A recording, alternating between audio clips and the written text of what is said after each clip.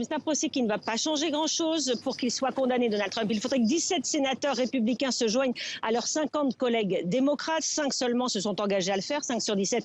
On est loin du compte.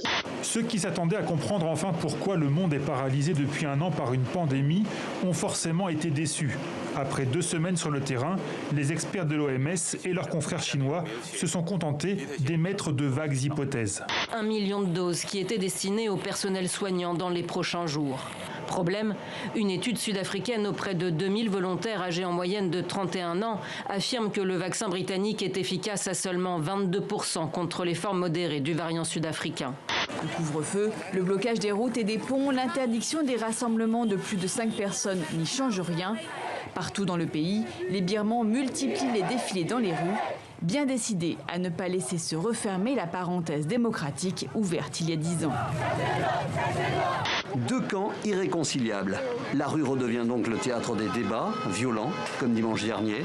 Aucune institution haïtienne ne peut aujourd'hui légalement départager ces 2 camps.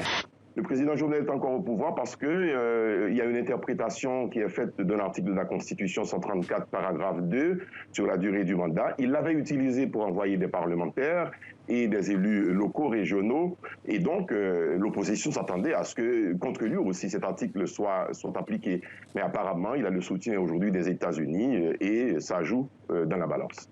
Moi, je ne souhaite pas vivre avec mon temps. Je ne sais pas ce que c'est que mon temps, mais je sais ce que c'est que tout mon temps, c'est-à-dire l'ensemble de la vie. Je déplore un peu que parfois les gens qui ont mon âge disent « Ah, ça, c'était de mon temps », comme s'il y avait une époque où on est de son temps et puis après, on n'est plus de son temps. Et on va dire qu'il y a des avantages à la crise du Covid, c'est qu'on a commencé à se rendre compte effectivement que les entreprises de proximité et les petites TPE, qui seront peut-être les grandes PME de demain, avaient une importance cruciale. L'entreprise est trop jeune, nous n'avons pas de chiffre d'affaires et du coup ça a été impossible pour nous de toucher des aides. Donc c'est vraiment un investissement personnel. La science étudie les mythes, les légendes, enfin tout ce qui constitue le corpus de la croyance. Le contraire n'est pas vrai. Pour que la croyance s'admette comme croyance et non pas comme certitude, il faudra encore, je crois, beaucoup de temps.